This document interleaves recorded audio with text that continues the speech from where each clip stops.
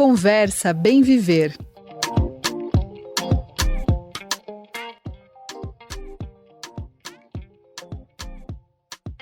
Minha gente, as definições de sucesso foram atualizadas. Isso desde que aconteceu a Mostra de Cinema Brasileiro em Xangai, fruto dessa parceria tanto de Brasil e China, por conta do ano cultural celebrado entre os dois países agora em 2026, e no contexto do 28º Festival Internacional de Cinema de Xangai, que o Brasil chegando. A princípio seriam 18 sessões do nosso cinema lá no outro lado do mundo, mas simplesmente o sucesso foi tamanho que foram 52 exibições. Além disso, a iniciativa iria levar 16 empresas brasileiras para a China, mas conseguiu ampliar para 22. Para entender melhor o sucesso, como isso aconteceu e o que mais a gente pode esperar de tudo isso, quem conversa Bem Viver hoje é o idealizador dessa iniciativa na China, Paulo Feitosa, ele que é fundador da Quitanda Criativa e diretor do Instituto Iberoculturas. Paulo, meu amigo, satisfação falar contigo, obrigado pela disponibilidade. Satisfação, Lucas, um prazer estar falando aqui com vocês na Brasil de Fato, né? Essa ação, né, diplomática construída aí em parceria com o governo federal do Brasil, parceria com o governo da China, né, fez com que esse ano cultural, né, que há muito tempo desejado, né, por todos nós, por essa relação mais pelo estreitamento, né, dessa relação entre o Brasil e a China, fosse aí celebrado, né? Que exatamente em novembro do ano passado, os dois presidentes, né? O presidente Lula, o presidente Xi Jinping, estiveram juntos e decretaram aí que o ano de 2026 seria esse ano de celebração. E a partir daí, o Ministério da Cultura aqui no Brasil toma a frente, abrindo o diálogo junto ao Itamaraty, junto aos demais ministérios, ao Ministério do Turismo, para construir uma agenda extremamente ativa, uma agenda positiva para as artes, para a cultura, né, no fortalecimento das nossas relações diplomáticas, mas também na construção aí de ações de curto, médio e longo prazo de um relacionamento focado na economia criativa, na economia das artes. Então, a gente celebra, né, e com muita felicidade estamos compondo essa programação do ano cultural com três ações que são muito estratégicas, né?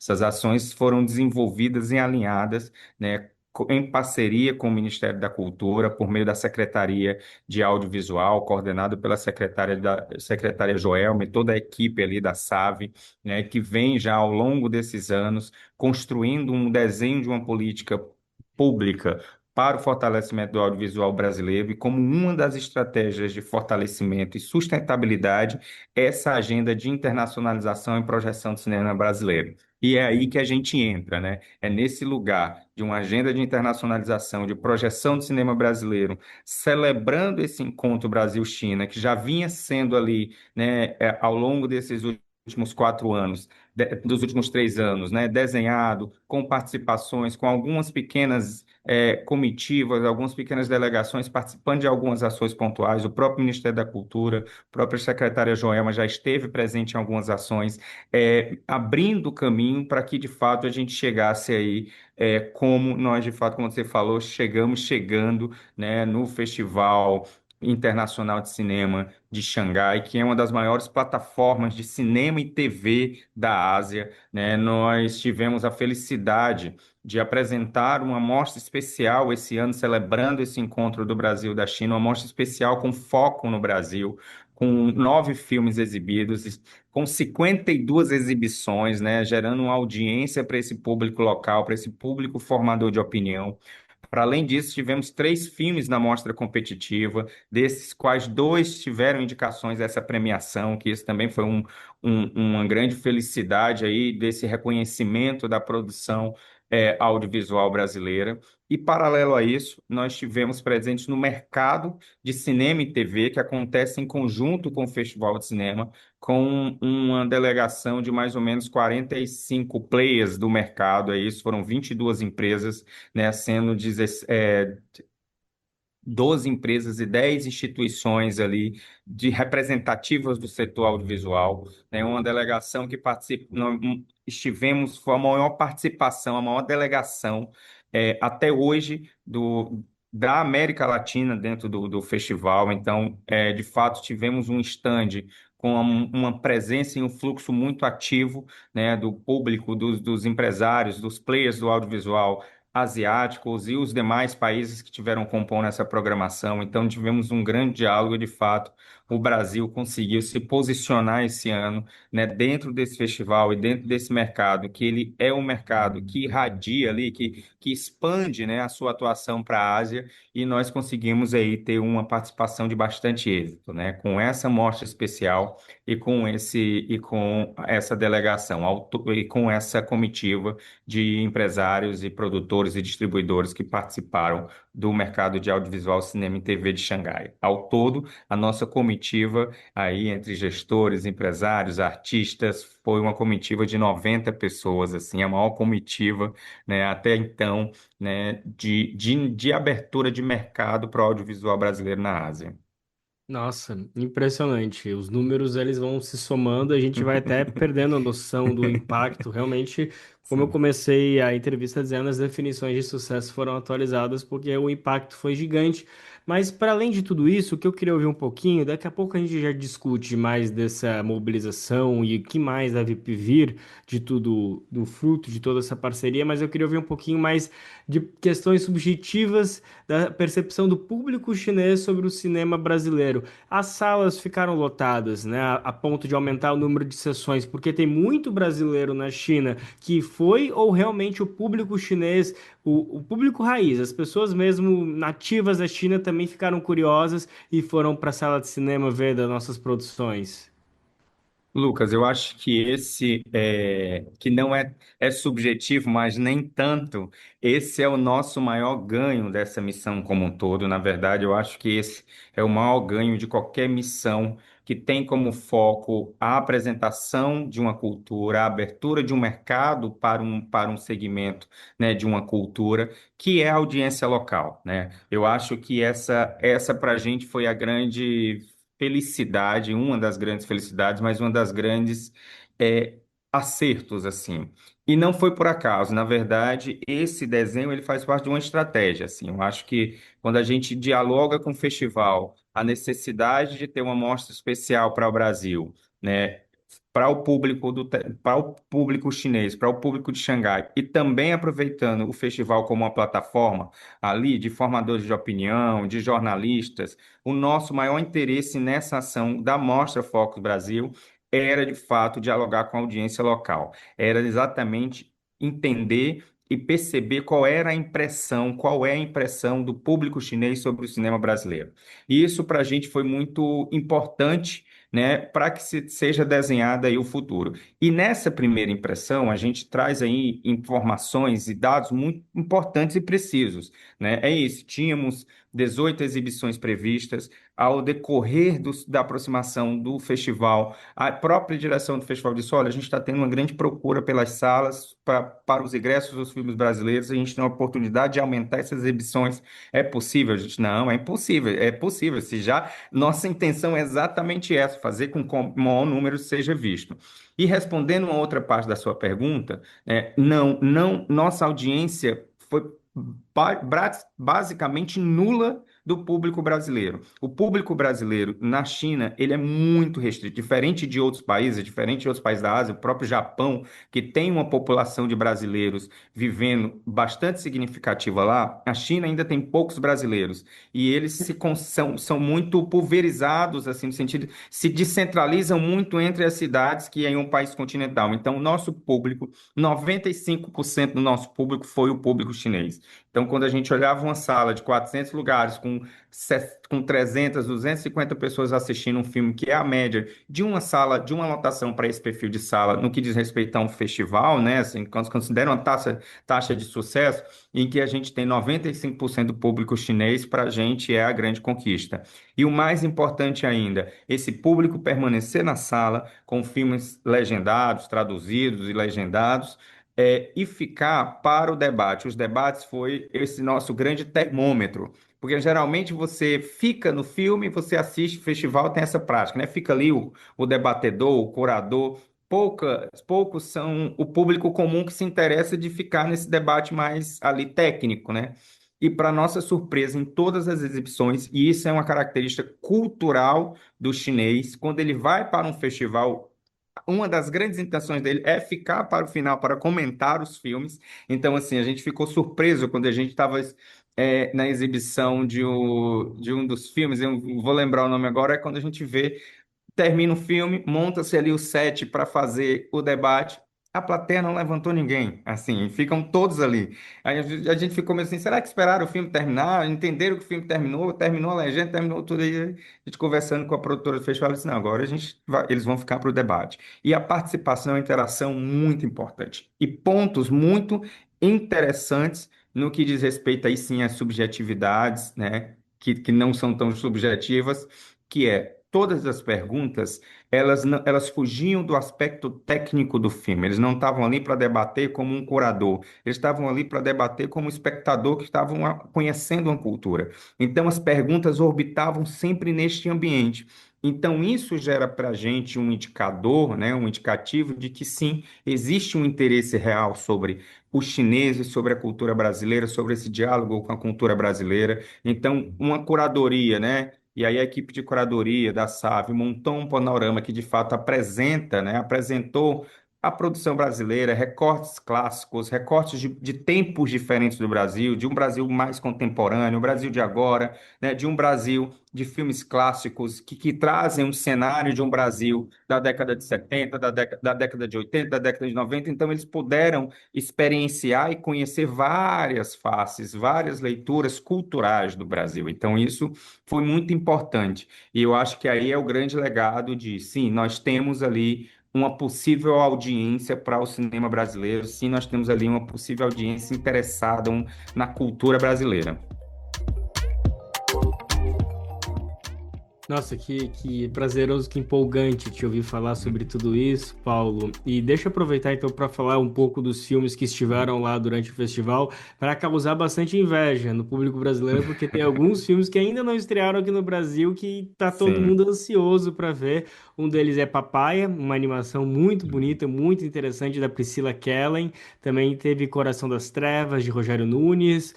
Para Vigo Me Voe, esse eu tô muito afim de ver um documentário de Lírio Ferreira e Karen Harley que fala sobre o nosso querido Cacá Diegues, um grande cineasta do cinema novo. Enfim, uma produção incrível que nos deixou recentemente. Então, uma homenagem justa que eu tô louco para ver nas telonas. E um dos filmes que eu tô dizendo que causou inveja, sem dúvida alguma, é Feito Pipa, que acabou de estrear agora no Brasil, no Festival de Gramado. Sim. É um filme do Alain de Botton com Lázaro Ramos, Teca Pereira, enfim, uma grande produção que vai sensibilizar muitas pessoas. Eu tenho certeza que o público chinês se emocionou. E até isso que eu quero te ouvir, mas antes, só deixa eu terminar de falar que teve também O Deserto de Luzia, de Luísa, perdão, de Alaminas, A Fabulosa Máquina do Tempo, que acabou de estrear no Brasil, da Elisa Capai. Maravilhoso esse filme Uhum. documentário. E também, Sim. como tu comentou, não são só estreias. Teve A Hora da Estrela, um clássico, né, da Clarice Lispector, que virou cinema nas mãos da Suzana Amaral, da década de 80, 85. Então deve ter sido muito interessante ver o pessoal vendo os filmes que acabaram de sair, ao mesmo tempo fazendo esse paralelo de filmes de 40 anos atrás. O público chinês também chora, eles também se emocionaram, porque Feito Pipa é um filme desses que tu começa já se emocionando e chora de emoção, de tristeza, é um mar, assim, de lágrimas. Foi assim também? Sim, se emociona bastante e para nossa um desses nossos indicadores de surpresa e de sucesso aí tá nessa percepção sobre a compreensão das nossas narrativas, né? São culturas muito distintas as culturas brasileiras, mas a gente percebe que assim como os brasileiros, a gente compreende o Brasil em uma diversidade, né? E a gente um país continental e que convive com muitas diversidades. A China não é diferente. Eles também convivem com muitas diversidades dentro de geografias e de culturas, né? Nós temos geografias diversidades étnico-raciais mais complexas, ali mais diversas. Eles, né, convivem com diversidades culturais internas também muito diversas. Então, eles começaram ao perceber, na verdade, né, esse feedback desse público sobre as narrativas, sobre as subjetividades, sobre as poesias, apesar de ser temas, inclusive alguns temas que não perpassam na rotina do público chinês, né, da cultura chinesa, há um processo de sensibilização nas leituras humanas, né, nas leituras geográficas, nas compreensões sobre as poesias geográficas do Brasil. Então, eles se emocionam, sim. O deserto, o Amadeu e Hipotético Mundo Novo. Amadeu hipotético. Essa foi uma das que gerou uma extrema curiosidade, assim, uma animação, né? Uma animação, inclusive, foi uma das indicadas ali a um dos prêmios, né?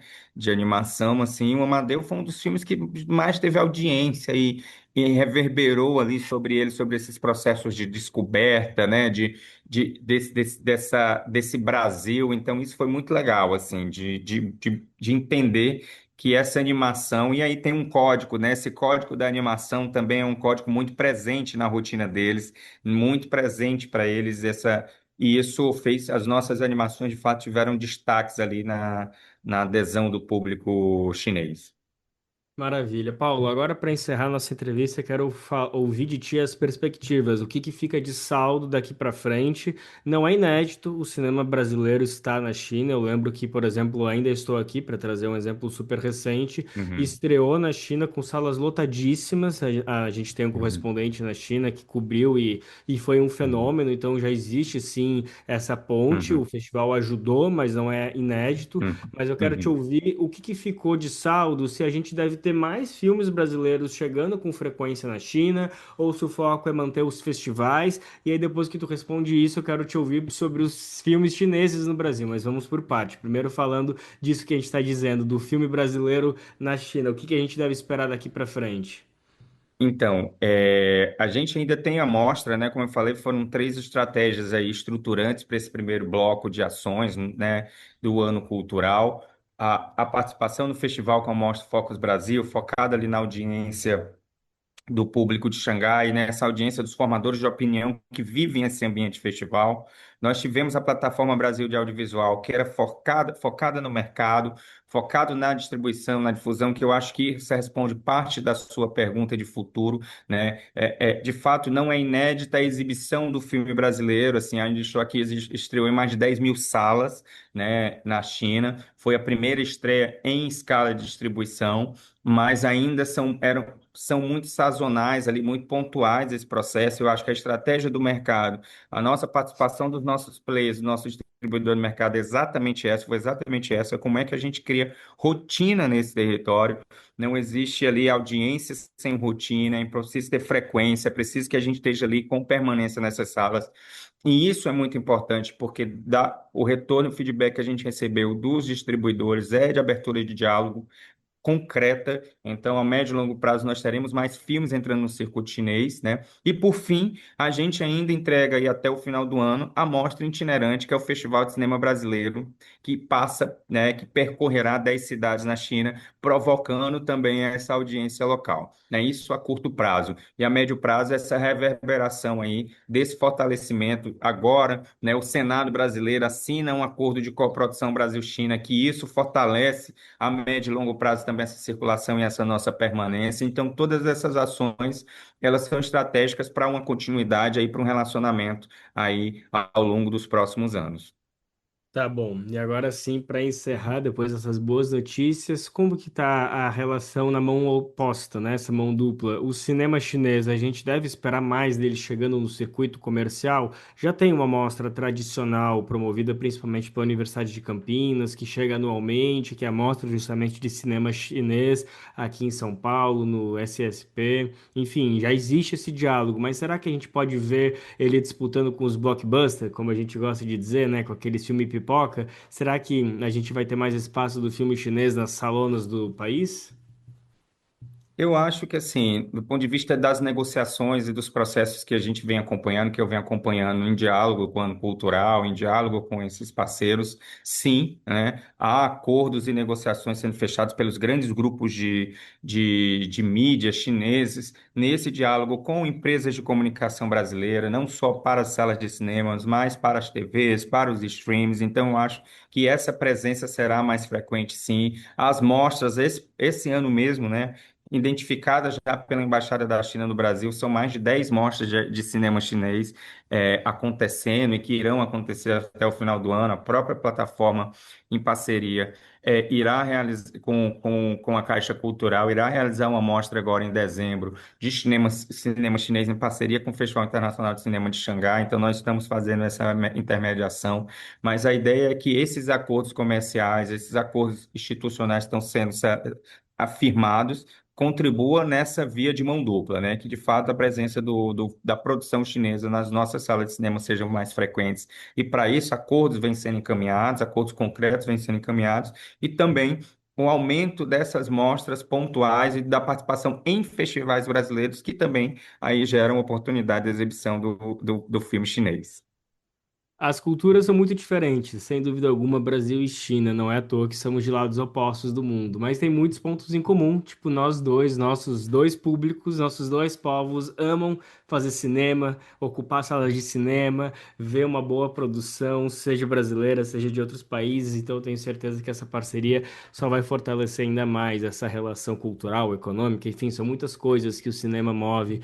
E esse foi Paulo Feitosa, ele que é fundador do Quintanda Criativa e diretor do Instituto Iberoculturas, e ele foi o idealizador, um dos idealizadores da iniciativa que levou a Mostra de Cinema Brasileiro em Xangai, e foi esse sucesso absoluto. Eram 18 sessões e que se transformaram em 52 exibições, e tem muita coisa ainda por vir. Paulo, meu amigo, obrigado pela disponibilidade, parabéns por esse trabalho e até uma próxima.